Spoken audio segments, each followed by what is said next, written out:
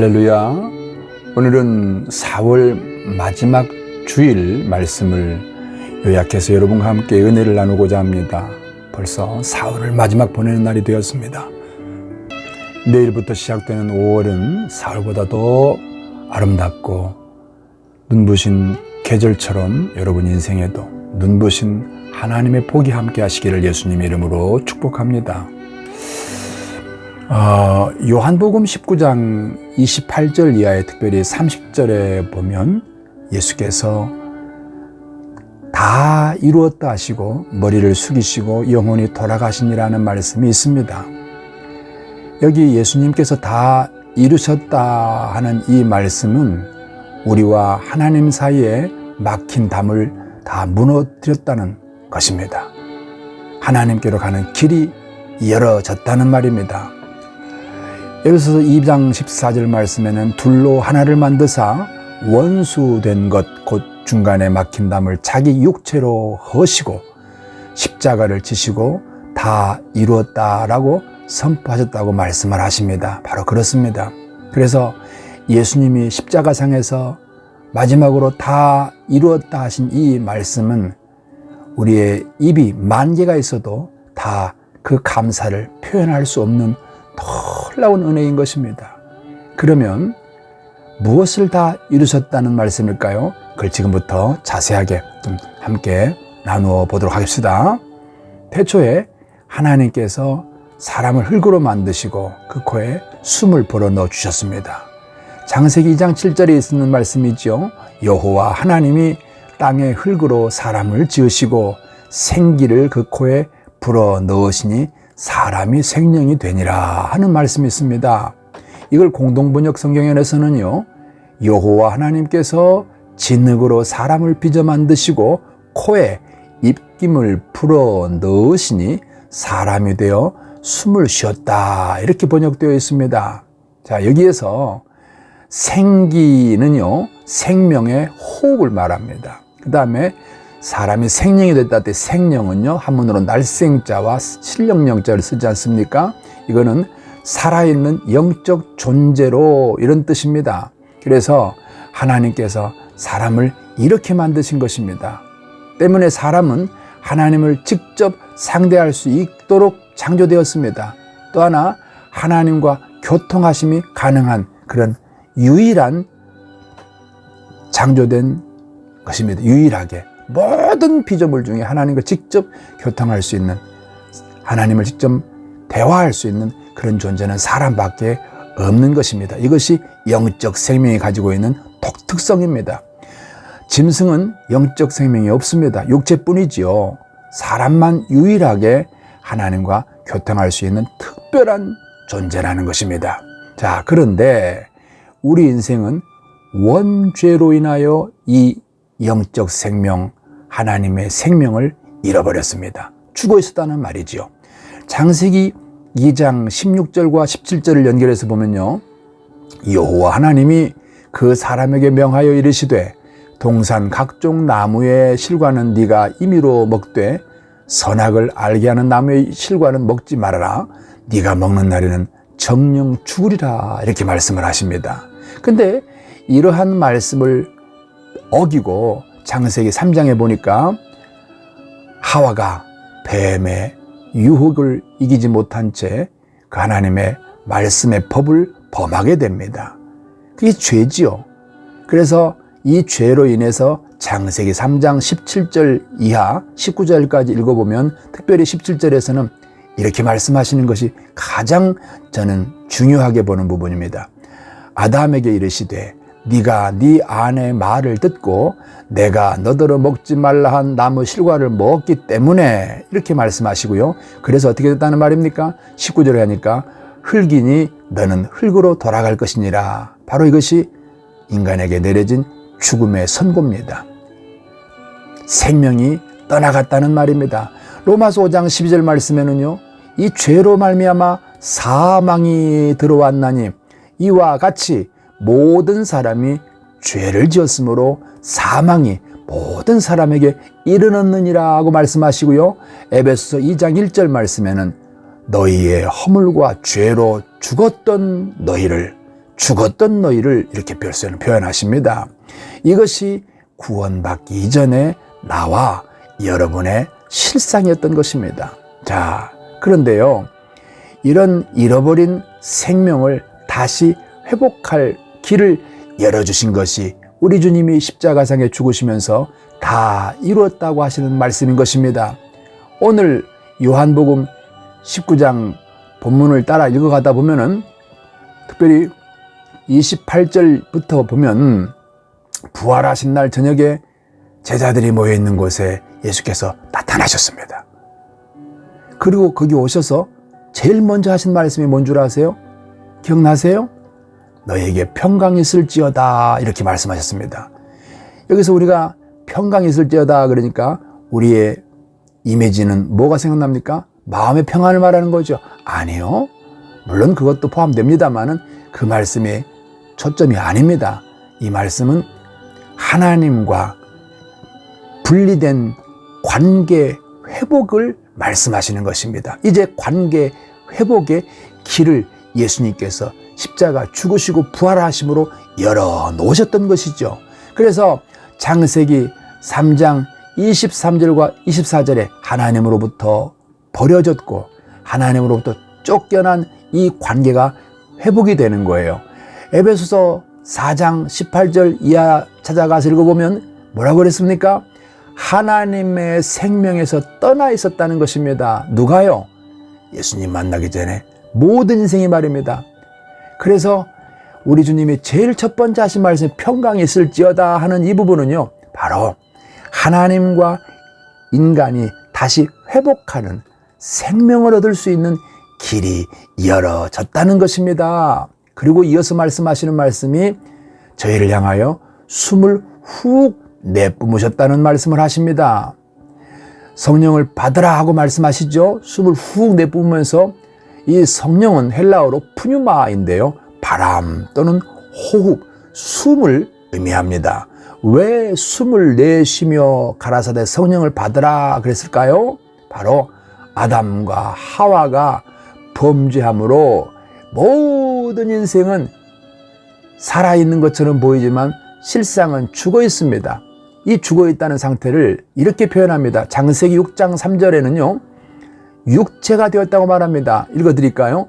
여호와께서 가라사대 나의 신이 영원히 사람과 함께하지 아니하리니 그는 육체가 됨이라. 육체가 됨이라. 인간이 육체가 됐다는 것은요, 영혼 생명, 영적 생명, 하나님이 창조할 때 그 코에 하나님의 생명을 넣어 주셨잖아요. 그래서 인간이 됐잖아요. 사람이 됐잖아요. 그런데 이 육체가 됐다는 것은 그 하나님의 생명을 잃어버린 단지 동물적 상태, 즉 동물적 육체의 상태가 됐다는 것입니다. 동물은요, 살아있어도 사람하고 가까이 지내고 아무리 사람과 함께 사는 그런 동물이라도 그건 육체입니다. 영적 생명이 없다는 뜻인 것입니다. 이처럼 육체로 전락한 생명 없는 죽어버린 인생에게 예수님이 부활하심으로 저희를 향하여 숨을 훅 내뿜으셨습니다. 바로 죽은 인생들에게 생명을 주시는 호흡이었습니다. 창세기 2장 7절에서 그 코에 생기를 불어넣으심으로 사람이 생명 있는 존재가 되었던 것처럼 다시 한번 생명 없이 죽어버린 인생들에게 부활하신 예수께서 생명을 주시는 호흡이었다는 것입니다. 여러분, 요한복음의 주제가 뭔 줄 아세요? 생명입니다. 요한복음은 생명이란 말로 시작합니다. 요한복음 1장 2절 이하를 가서 읽어보면요, 이렇게 말씀하십니다. 그가 태초에 하나님과 함께 계셨고 만물이 그로 말미암아 지은 바 되었으니 지은 것이 하나도 그가 없이는 된 것이 없느니라. 그 다음 이어서 그 안에 생명이 있었으니 이 생명은 사람들의 빛이라. 그 안에 생명이 있었대요. 그리고 예수님이 이 땅에 오신 이유를 이렇게 말씀하십니다. 요한복음 10장 10절에서는요, 내가 온 것은 양으로 생명을 얻게 하고 더 풍성히 얻게 하려는 것이라 그랬습니다. 에베소 2장 1절에서 허물과 죄로 죽었던 너희를 살리셨도다. 누구든지 예수님을 만나기 전에는 생명이 없었습니다. 죽었다는 말이죠. 영적 심장이 멈춰져 있었습니다. 그래서 요한복음 3장 3절과 5절은 뭐라 그래요? 다시 태어나라고 하십니다. 다시 태어나야 된다는 것입니다. 거듭난다는 것이죠. 이 죽은 인생이 다시 태어나야 된다는 것입니다. 예수님은 그 죽은 인생에게 영원한 생명을 주셨고 또 그것을 주시려고 오셔서 죽으시고 부활한 것입니다. 그래서 요한일서 5장 11절 말씀에는 말입니다. 증거는 이것이니 하나님이 우리에게 생명을 주신 것과 이 생명이 그 아들 안에 있는 그것이니라 라고 말씀하십니다. 요한복음 3장 36절에서는요. 아들을 믿는 자는 영원한 생명이 있다고 말씀했습니다. 이어서 요한복음 6장 47절에는요. 믿는 자는 영원한 생명을 가졌다고 말합니다. 요한복음 5장 21절 여러분 아시죠? 아버지께서 죽은 자들을 일으켜 살리신 같이 아들도 자기 원하는 자들을 살리시느니라. 자, 예수님을 통해서 우리가 얻는 부활해 주는 가장 놀라운 복이 바로 잃어버린 생명을 얻는 것입니다. 그래서 요한복음 5장 24절에서는 내 말을 듣고 또 나 보내신 이를 믿는 자는 영생을 얻었고 이렇게 말씀하십니다. 그래서 사망에서 생명으로 옮겨졌다는 것입니다. 할렐루야! 뿐만 아니라 요한복음 11장 25절 이하를 찾아가 읽어보면요. 나는 부활이요 생명이니 나를 믿는 자는 죽어도 살겠고 무릇 살아서 나를 믿는 자는 영원히 죽지 아니하리니 이것을 네가 믿느냐라고 묻습니다. 영원한 생명은요. 먼 미래로 이루어지는 것이 아닙니다. 예수님에 대한 믿음이 내 안에 실제로 오늘 현재화될 수가 있다는 것입니다. 중국 선교의 개척자라고 하는 허드슨 테일러의 이야기를 좀 해드리겠습니다. 그가 중국에서 선교하고 있을 때 어떤 청년이 이렇게 질문했어요. 선교사님, 신자가 되는 데는 몇 년이 걸립니까? 이렇게 물었어요. 다분히 종교적인 그런 질문이죠. 이때 이 허드슨 테일러는 즉답 대신에 램프에 심재다. 얼마 동안 불을 붙이면 불이 붙을까요? 라고 질문을 오히려 했습니다. 그때 이 청년은 그야 뭐 심지에 불이 붙는 순간이지요. 그때부터 빛을 내지요. 이렇게 됐다는 것입니다. 이때 허드슨 테일러는 이 손을 잡고 청년의 손을 잡고 이런 얘기를 했어요. 바로 그렇습니다. 하나님께서 나를 부르시고 예수 그리스도의 십자가 대속의 사랑으로 구원하셨다는 것을 깨닫는 바로 그 순간 영혼은 생명의 심지에 불이 붙어 즉시 생명의 불이 타오르게 되는 것입니다. 그렇습니다. 요한 웨슬리 목사님 아시죠? 이분이 회심할 때 그의 회심을 도운 결정적 역할을 했던 책이 하나 있다고 합니다. 바로 헨리 스쿠걸이라고 하는 사람이 쓴 인간의 영혼 안에 있는 하나님의 생명이라고 하는 책인데요. 이 스쿠걸 목사는 이렇게 얘기를 했어요. 기독교란 인간의 영혼 안에 하나님의 생명이 들어온 것, 이렇게 기독교를 정의했습니다. 요한 웨슬리는 이 책을 읽기 전까지 하나님이 자기 안에 임자해 계신다는 걸 몰랐습니다. 자신 스스로 목사였고 또 목사의 아들이었고 선교사였지만 진정한 복음을 확신하지 못하고 있었다는 말 아니겠습니까? 성경 말씀대로 살아가는 열심은 있었지만 자신 안에 하나님의 생명이 있다는 사실을 몰랐던 종교인이었다는 것입니다. 그리스도인은 단순히 선하고 단정하고 도덕적이고 착한 게 아닙니다. 거기에 목표가 아닙니다. 하나님의 생명이 그 사람 안에 내주하신 것입니다. 예수님으로 거듭난 자에게는 성령이 내주하신단 말입니다. 성령을 받으면 능력과 권세가 임합니다. 그래서 인생이 바뀝니다. 환경을 이깁니다. 범사의 승리가 전제되어진 삶을 살게 된다는 것입니다. 사도행전 1장 8절에서는 성령이 너에게 임하시면 권능을 받고 이랬습니다. 이 권능은요, 성령의 능력, 이 능력이 우리 안에 주어진다는 것입니다. 예수님의 이 부활하신 뒤에 숨을 받았던 제자들은요, 바로 부활의 능력을 힘입었던 것입니다. 성령의 권능을 그들 안에 내주하게 하시고 삶으로 그들의 삶에 나타내었던 것입니다. 그래서 그들은 어떻게 됐습니까? 무능하니 변하여 능력 있는 인생이 되었습니다. 그리고 지혜가 임하여서 담대하게 사명적 삶을 살아내는 힘이 있었던 것입니다. 영국에 에드워드 모트라는 사람이 있었습니다. 이 사람은요, 37살까지 캐비넷 조립工으로 일을 했다는 겁니다. 이 사람은 공장에 일하면서 열등의식과 불평과 원망으로 가득 차 있었습니다. 자신의 삶에 대한 희망이 없었다는 것입니다. 그러던 어느 겨울 런던 거리를 무작정 배회하다가 교회가 눈에 들어와서 그 교회당에 들어갔다는 거예요. 그때 거기 교회에 존 하야트 목사가 요한복음 3장으로 거듭나야 한다는 말씀의 설교를 하고 있었다는 것입니다. 그 설교를 듣는 순간 나도 거듭나야 되겠다는 강렬한 소원을 가지게 됐고, 그 예수님을 그 자리에서 영접하자 성령님이 그의 내면에 임재하셔서 그때부터 그는 변했습니다. 성령이 임하시면 변합니다. 누구든지 말입니다. 그때부터 이렇게 노래했습니다. 이렇게 고백합니다. 내 망치 소리는 노래하기 시작했다. 내 망치는 이제 춤을 춘다. 그리고 내 눈동자에는 생기가 돌고 마음속에는 생수가 솟는다. 네, 예수께서 내 마음에 오셨기 때문에 그렇게 된 것입니다.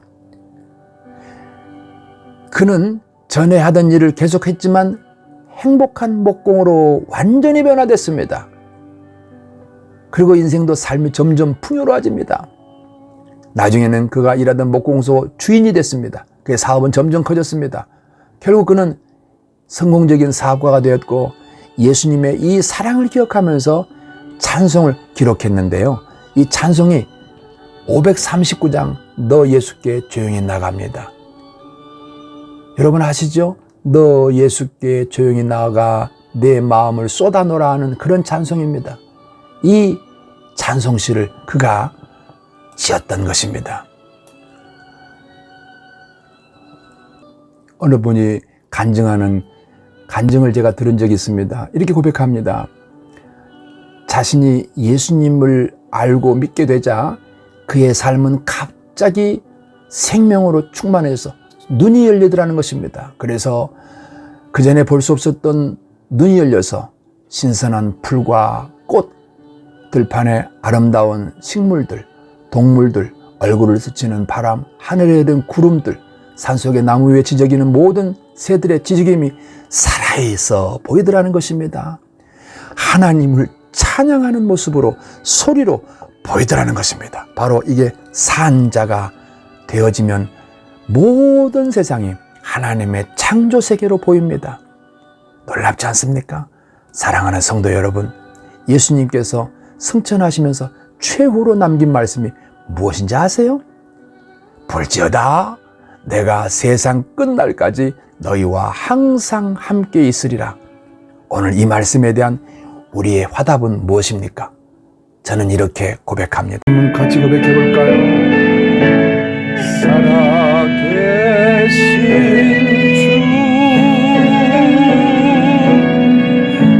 주 나의 참